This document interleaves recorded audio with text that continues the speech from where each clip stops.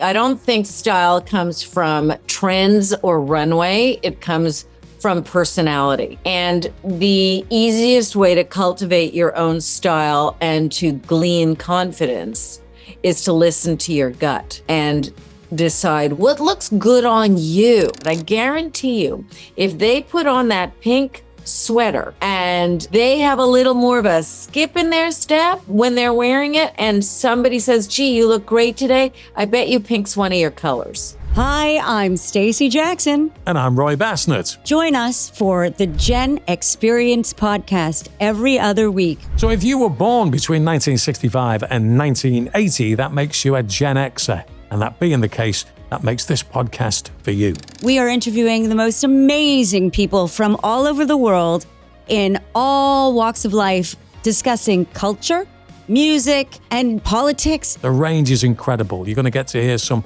wonderful stories. So join us every other week for the Gen-X-Perience podcast. I'm Stacey Jackson. And I'm Roy Basnett.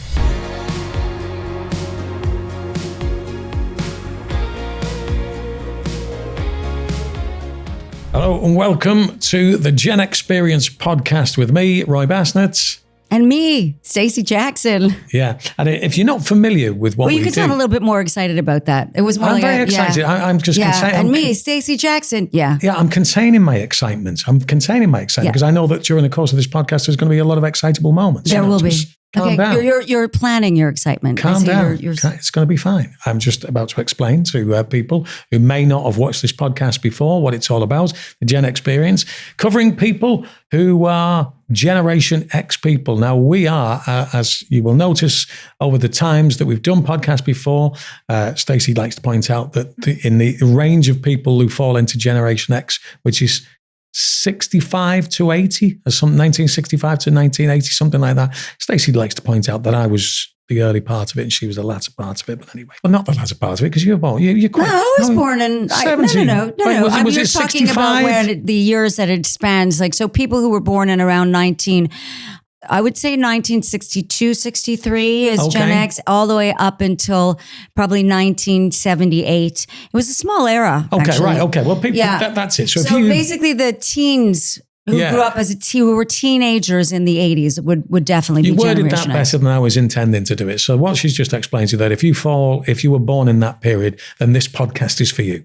Yeah? Yes. That's what we're talking about. Now I will release a bit of my excitement. Wow, Stacey, it's great to see you.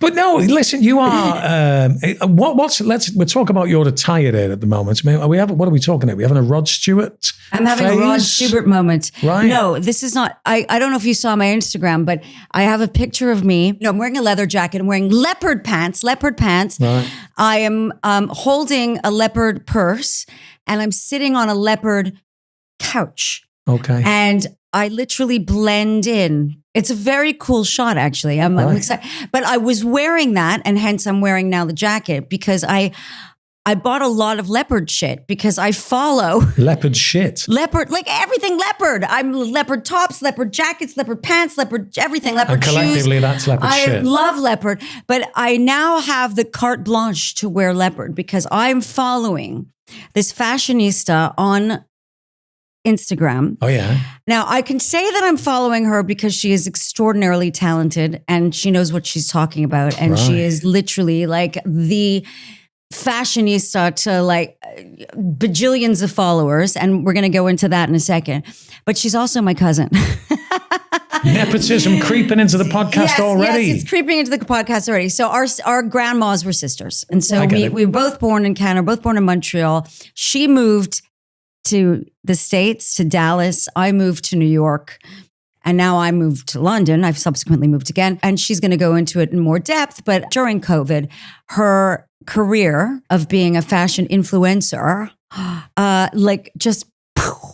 blew up. So I'm excited to introduce all of our listeners to her because, I mean, if they aren't already following her, because I think every Generation X person is probably following her on TikTok and Instagram and everything. She is gorgeous everywhere, inside and out. And yeah, we should just, I want to introduce the two. Yes, I want to introduce the two of you because I think you're going to absolutely adore her. Carla, meet Roy. Roy, this is Carla Rockmore. I'm going to put my ear thingies on so now I could hear what she's saying. So, Hello, Carla. Yes, hi. Can you hear me? Oh, she's there. We got you. She's there. We got her. Yes. Now I know that Carla, obviously, because we get to see you before you come on here, you had to race upstairs because your dog was on the loose, apparently, wasn't it? Tell us about this dog, this wild dog. She's a way bigger princess than anybody else in the house, and she's impossible. She lounges on her little settee in the bedroom right around the corner, and I have my space has this door that closes to anybody else in the house while I'm doing this kind of thing so that you don't hear it, the melee of what happens when the doorbell rings. And she was in the wrong spot. Oh, I see. Do you know, I've got to say for people who are watching this podcast at the moment, sometimes when you're doing an interview with somebody on a Zoom link, they may change their background. So it looks like there's something going on. And there might be some people they would be forgiven for looking at Carla's background. They're thinking, yeah, that's one of those superimposed backgrounds. But they'd be wrong, wouldn't they? Oh, yes. This was my bribe to get me to Dallas. I used to run around in my little 1934 Tudor in Toronto from, closet to closet in my panties with my husband screaming, shut the blinds! Shut the effing blinds! But now it's all here. Right. And that, if I'm not rightly mistaken, your wardrobe, for want of a better term to use, that is, in terms of percentage, what are we actually seeing there as a percentage of the overall size of your wardrobe? You know what, Roy? You're the first person to ask that. How novel. I don't know. I'm not good in math, so I can't tell you. I know it's maybe 40%. How about that? Oh, right. Okay. Right. That's a whole lot of clobber. Well, obviously, we've got you here. Stacey's done a bit of an introduction, but in your own words, if somebody was to pick up a CV of Carla Rockmore, how would it be described? What would your job title be? First and foremost, I'm a clothing and jewelry designer and have been for 30 years. I just happen to have somehow and shockingly turned into a content creator / influencer at the age of 54 during COVID. So now I'm influencer by day and clothing designer by night. So my cape comes out at night. Right. You're a night owl like me. Yeah. So you obviously, you're not from enough the time in the same. day. Fair enough. You're busy doing all the influencing. Yeah. So you two are from the same stable then, aren't you? Well, so to speak, as it were. So Literally, yes. What was it like? You obviously have a bond, a family bond. Yeah. What was it like for you two guys growing up in the 80s? Her grandma and my grandmother were sisters, like I said. And she looks just like her mother, who looks just like her grandmother. It's incredible. Like every time I look at you, I can't get over it. I mean, and her mom is what, 87, 86? How old's your mommy? And stunning, like meticulous. She is switched on, super. I mean, it's incredible. We have really great genes because my mom also, and my mom's sister Pearl, she's 95, and they're all incredible. Yeah, they're all great. I mean, we're very, very lucky, and we have a very tight knit family. Do you go back to Montreal often? I feel badly because before COVID, I would go back a lot, but things have changed for me since. So I have to sort of pick my moments based on other commitments. So yeah, that's fair. That's fair. I have a question for you. Okay, so I'd love for you to reflect maybe a bit on your teenage years during the 80s, right? And how did fashion at that point, when we were younger, growing up in that time, how did that influence you moving forward in your career as a fashionista, as a designer? Because, that's when things, I guess, you suck it in, right? And when you're a kid and you follow your passion. So what was it about, I don't guess, the fashion at the time that made you want to follow that path? It's funny that you say that. I wasn't considering going into fashion. I wanted to be an actress, love. And it was the 80s. Oh, yes, it was the 80s. And I was being taught, I don't know why my mother was teaching me how to drive a car. That's just asinine, really. But she was trying me how to drive a car. I remember this big burgundy Oldsmobile. And as we're driving along, puttering along, she said, well, high school is over this year. What do you want to do with your life? And I said, oh, Mother, I'm going to Hollywood to become an actress. And she said, very quietly at first, she didn't say anything. And she said, no, dear, you're going to dental school to become a dental assistant so you can meet a nice dentist, not even a doctor, a dentist. Why should be a dental assistant? I'm the assistant. I said, Mom, now my mother's a very creative, interesting woman. She's an artist. She's up on a scaffold most of her life. I said, are you kidding me? Like, you brought me up in this bohemian lifestyle and you want me to be a dental assistant? Yes, dear, because the doctor will have house calls and I don't want you to suffer. She said the bejeebers out of me. And I decided to go into fashion instead because it was a passion of mine. I'd always dressed. And I knew that on that path, I'd get a regular paycheck. And that's how that manifested. Right. Now, the interesting thing about you is, as was mentioned there, you were talking about COVID before, Stacey, that COVID, meant a lot of things to a lot of different people. It was actually quite beneficial to you because that's when I would imagine you became an influencer, and you have an enormous following, which I'm sure you'll tell us about in terms of numbers in a short while. But what is that like for you? Because that brings a lot of intrusion into your life. So tell us about the numbers and tell us what it's like to be an influencer, if you would, please, Carla. Well, firstly, I'm an overshare, so it's not that difficult. I think that according to the numbers, I have about 2.5 million followers across all the different platforms. And what's really interesting about that bird's eye view is having the perspective or seeing rather how each generation thinks about my content, reacts to my content differently. Like my TikTokers who are younger will react very differently than my Facebook people. And it's so interesting. It's like this I get this bird's eye view of society and how people are thinking based on which platform they're on. It's amazing. Yeah, I have the same. I get it. Yeah, interesting. Yeah, but this is a later in life thing that happened. Yeah. So, no, look, I don't have any qualms about this. I believe that people are successful when they have their three converging circles actually converge. Their education, what they were taught, their métier, what they love to do, their hobbies, and this whole in the community. And when these three converge, you get your sweet spot.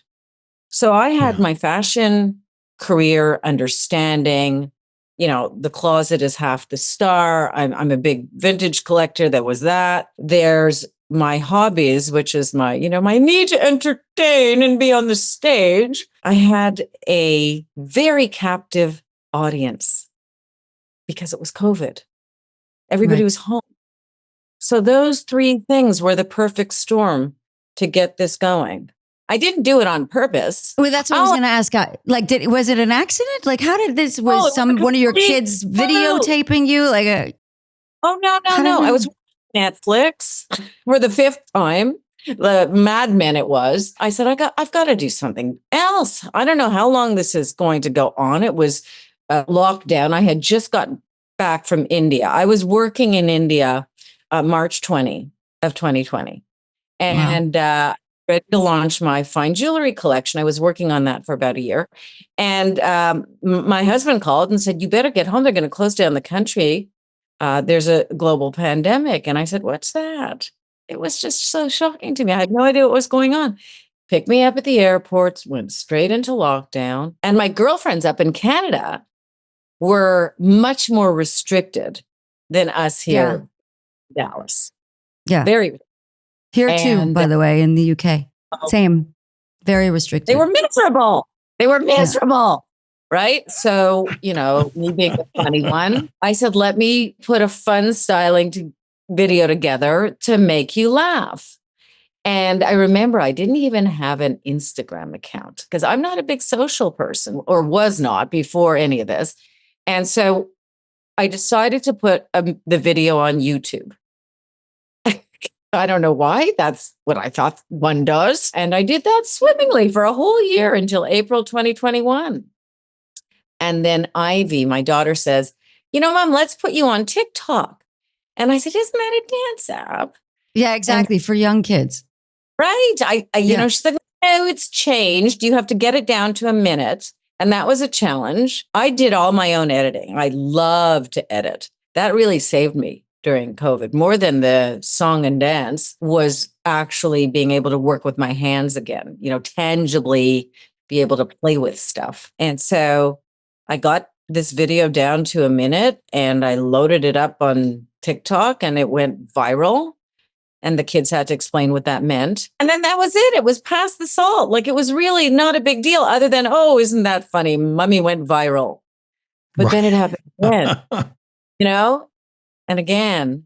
And then Vogue coined me the Carrie Bradshaw of TikTok. And that's when all the floodgates. Oh, explain to me who Carrie Bradshaw is. Roy. Oh, I committed some kind of that's a sacrilege. That's right. Well, and you're a Gen Xer. Okay. Carrie Bradshaw, go on. Actually, it was, okay, so you heard of Sex in the City? Oh, right. Okay. Yeah, so, it's a woman thing then. I get it. Well, not necessarily, but okay. And it's about... You say that, Roy, but now the reruns are back on Netflix. And my husband does not like to admit that when the show is on, he creeps in and sort of half listens.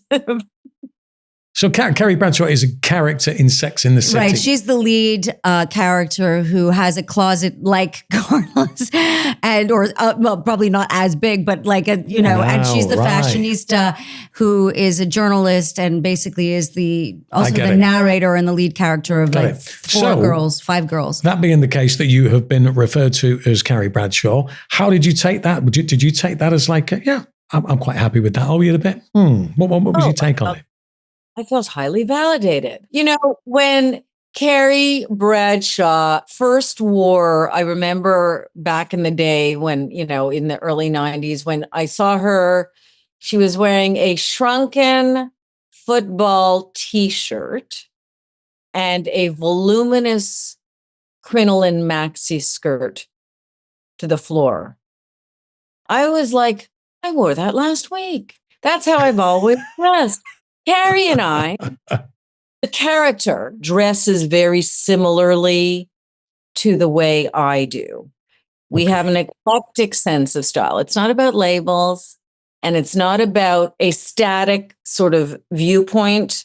It's about mixing and matching and juxtaposing high-low as well as various colors, patterns, et cetera, et cetera. And the best news is that Carrie kept her sweaters in an oven. And I shockingly have a warming drawer in my kitchen that houses my baseball caps and my extra keys. Why would you do that? Why do you need to do that? Why do you need the space? I need the space. I need the space and I don't cook. Right, I get it. Oh my God, that's hilarious. I love that. Here's the thing, and we're going to go serious just for a short while here, Carla, because the thing about being an influencer and having all of this kind of attention on you is that you're almost like playing not just the on-screen persona, right? People are wanting to know about you and your life. Now, you have mentioned your daughter, Ivy, who has progressed. I'm going to demonstrate my Gen X credentials here because I may well not use the right terminology, but she has transitioned to become Ivy. And I would imagine, for want of a better description to use, now I would imagine that this is almost, I get the impression from what I've found out about you, almost like the Truman Show to a certain degree in terms of what has happened to you. So can you explain the Ivy story, if you would, please, Carla?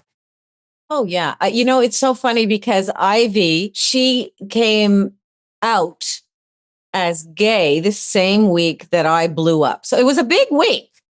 Yeah. You think? Although I always had an inkling, I thought she was a little Anderson Cooper because she's so brilliant. I thought, that's what I know who Anderson Cooper is, by the way. Okay, good. I was going to say, we love interestingly as well, so you know that I do know who Anderson Cooper is. His mother was Gloria Vanderbilt. Yes. Yes. There you are. I know. Sorry, do continue, Carla. Do tell. It wasn't a bother. As long as my kids are happy, I'm happy. A mom is only as happy as her most miserable child. And I agree with that. I just said that the other day. And I think it was you told me this. We had dinner a few months ago and you said a mom is only as happy as her miserable child. And I have been using that term now since we spoke. It's a brilliant saying. You're absolutely right. Can't get away from it if your kid is unhappy. My whole thing about fashion is because I sit well in her skin. You know, the French term, elle est très bien dans sa peau. I feel like myself and comfortable in that because I embrace who I am and accept who I am. And she wasn't feeling comfortable in hers. So as soon as she started sharing that she wanted to transition, it wasn't even a question. I questioned, and it took me some time to not, for lack of a better term, freak out. I was so afraid that she wasn't going to be happy. I couldn't care if she was purple with pink spots. But at that point in time, I had not explored or understood or recognized the growth of the trans community. Now I do. Now it's, I'm so thankful and happy that this actually isn't the 80s. I was going to ask you about that because could you imagine? No, I can't. I mean, it's what my friends who were just gay went through in high school was, mind-boggling. And, we talk about it today and how they've come out from that trauma. Thankfully, she has all the resources and all the acceptance that I could bring, that our family can bring, as well as her, liberal arts college. And we did a family transition video together yesterday. It was uploaded to all the different platforms where we sat down for a half an hour, my husband, myself, and Ivy, to talk about the experience of her transitioning and how us as parents have been navigating the situation. Because, going back to your question, Roy, I do somewhat live a public life now. Mm. And the advantage in that area is that I just may be able to help other parents of transitioning kids understand that there's life after transitioning. She or he is the exact same child they always were, and give them the grace to accept them for who they are. Mm-hmm. Because if not, you're going to pay for it for the rest of your life. I think certainly, from your point of view of a parent, and as you said, you're not concerned about what your child is like, but you're probably mindful of the inevitable prejudice that making the statement that she made was going to bring. Oh, absolutely.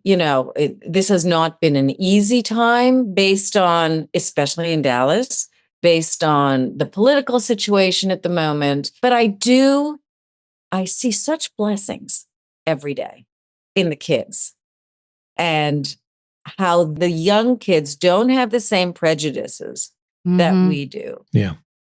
And or our parents' generation did, which is why they wouldn't have come out in the 80s, because our grandparents, would have been like, what? My father, he was like, what do you mean?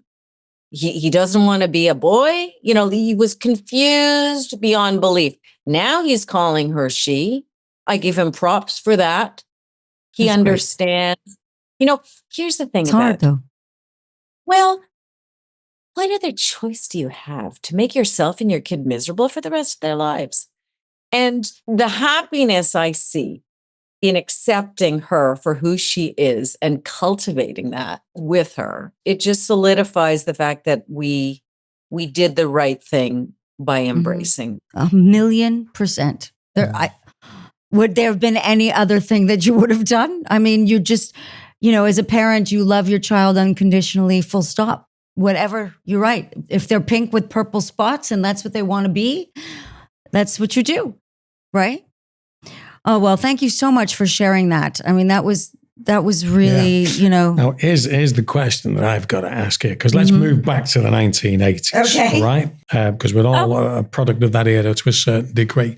Now, you're over there in Dallas, and of the television programs that existed in the 1980s, right? Now, you've always gone about Miami Vice. Yes, I do. Because it was my husband's favorite show. Miami Vice, I could take it or leave it. But Dallas, the television series, J.R. Ewing and Co., was an incredible watch for me. And yes, I couldn't wait to find out who shot JR back in the days. None of us could. From your point of view, Carla, was television-wise, was that on the radar for you, or were you more Miami Vice? What was floating your boat on the television back in the 80s?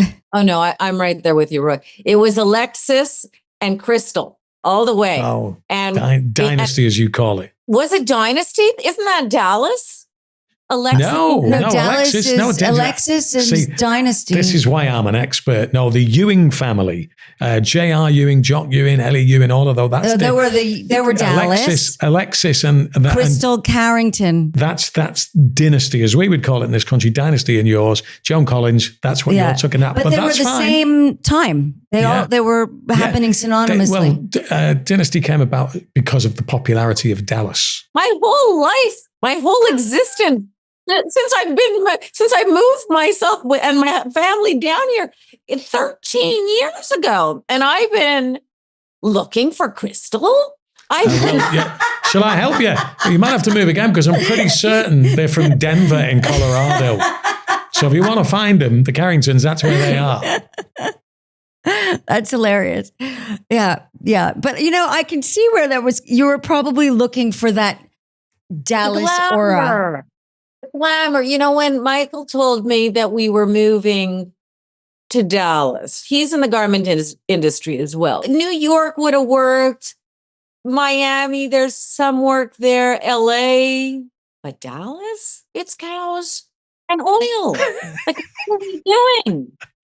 So I said, look, before you go down there, you need to make sure that this job is solidified. I'm not selling one cashmere sweater for 5 months.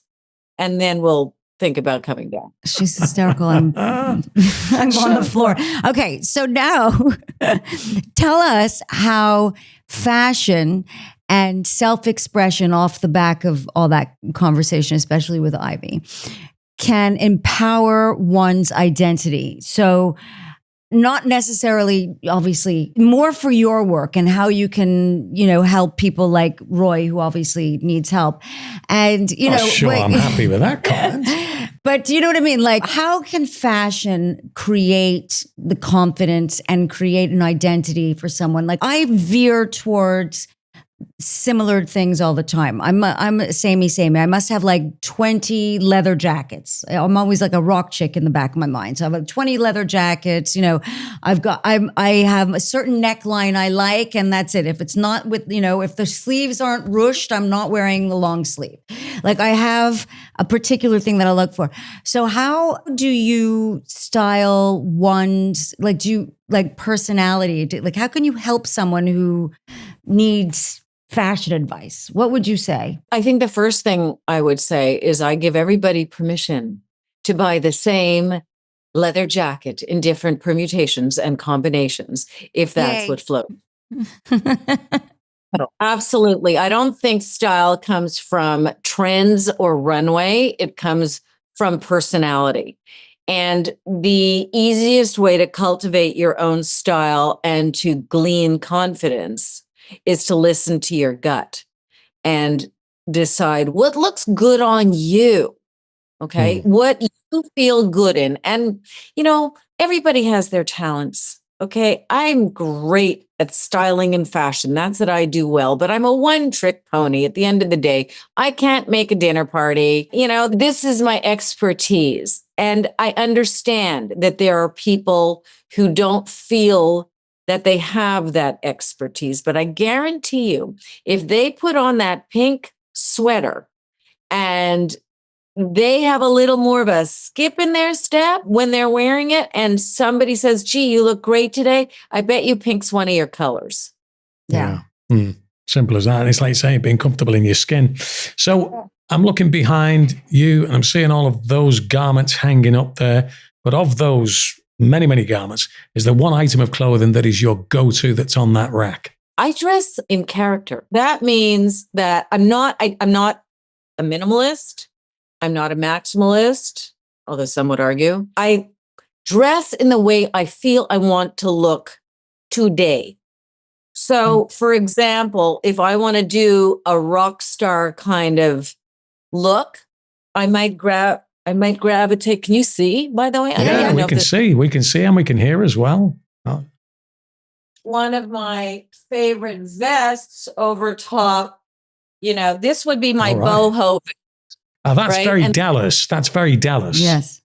But it's rock, but it can also chic. be very sort of country, but in the sense like boho, Woodstock, right? I see a lot of Woodstock here, hippie. So I might do this with a flowing... Do you know what else I see there? Do you remember the 1980s film The Warriors? Did you ever watch The Warriors? Yes. Warriors. Ajax. Warriors come out to play. Yeah, that one. That's it. I see Ajax, one of the central characters, wore a very similar waistcoat. But you see, Carla could wear that now and with like a floaty skirt and an amazing bat. Right. And she would look incredible and current. Yeah. I'm assuming that what you're holding up, Carla, you would wear something underneath that. Yes. One needs to go white under such. It has such a shiny flourish. If you do black, there's too much going on. So it's got to be white. What is that? Is it like coins sewed together or something? It's all chain. It's like silver and gold coins. Oh my God, that's incredible. All sewn into like a vesty thing. Right, but I have to carry pliers when I wear it because inevitably one of the little loops will, separate, and then I've got to get her back together. I actually picked this up in a vintage shop, and they told me that it was originally Jerry Hall's. So this. Oh wow! I could see that. Where did you? Was it in London that you picked it up in, or where? This one was in Palm Springs. It's so funny because I'll get rid of a lot of my stuff as I sort of go along, I was going to ask that question. I'm like, what happens when you get more stuff and you keep running out of space? What do you do with it? I have to go through it. I have to go through it regularly. For example, that little leather studded number, that's from H&M. And it was, I don't know, at least, let's see. It was called Hennes & Morris at the time, and I was living in Amsterdam. So that is, if I was 23 and I'm 57 now, holy cow, that's a long time. I've kept that more years ago. Yeah. Well, listen, Carla, it's been great speaking to you. And I knew you'd be the colourful character that Stacey told me you would be. But we can't let you go just yet because we have our little test that we do with all of our guests on the show. So we're going to ask you 4 questions relating to the 1980s. There could be music, there could be fashion, there could be TV programs or movies. And nobody so far has managed to get 4 out of 4. The best we've got was 3. So I'm hoping you're feeling confident about this. Stacey will ask you the first question. Okay. So these are completely random. Like I'm going to shuffle them. I don't know what's on the top. I don't know what's going to come out. So I'm just going to pull it from the top. Okay. In which year did Wham play their farewell concert at Wembley Stadium? Was it 84 or 85? See, I'm thinking 84. It's 86. 86? Was it really late as that? But that was a tough question because like I said, if you said 85, 86, it's like. Okay. Next. Well, I'm out of a tough question for you here because it's a question, shall we say, from this part of the world. Which mind you, I think you said he's lived here, didn't you? Oh, no. Which Swedish rock band? Oh, you're going to get this. Sang the final countdown. If I can give you a clue, you could say it's from this part of the world, collectively, known as... I have no bloody idea. What is it? Europe. Oh, never mind. Right. Okay. Well, I have to say, at this moment in time, Carla, you're doing absolutely dreadful. She's going to get this one. This one I'm sure you're going to get, babe. Okay. Which company produced their first portable CD player in 1982. Sony Walkman. Yes, Oh. you got it, girl. Yes. I've got a feeling you're going to balance it out It's with this collab. one. At least get 2 out of 4. Which brand of sunglasses was made popular by the film Top Gun? Oh, you know this. Ray-Ban? Yes. It is right. There you go. You got there in the end. So well done, Carla. Yes, and that was a fashion question too. I was like hoping, please let there be at least one fashion question. They're in there, yeah. They are in there. Carla, listen, marvelous to speak to you. If people want to find out more about your brand of clothing, they want to see your influencing in action, how can they do that? Clothing-wise, they can go to carlarockmore.com. Influencer-wise on Instagram, it's carla.rockmore. I have no idea why there's a dot there. Don't ask me. The rest of them are just Carla Rockmore, TikTok and Facebook and YouTube and even Twitter, although I hear everybody's leaving Twitter. Yeah. Oh, wow. One less thing for us to have to deal with. There we go. Yeah. Right. Okay. Listen, Carla, once again, thank you very much indeed for spending some time with us on the podcast. And we hope to catch up with you soon. Absolutely. I'm just glad that I don't have your dry cleaning bill. Thank you so much for No having problem. me. Thank you. Thank you. Thanks, Carla. I love you to bits. Mwah. Thank you so much for being on the show. It was so great to see you. Gorgeous Brilliant. as always. I mean, look at what she looks like. Could you believe did you say you were 57? I forgot you were a little older than me. But I mean, Oh, you got that in, didn't you?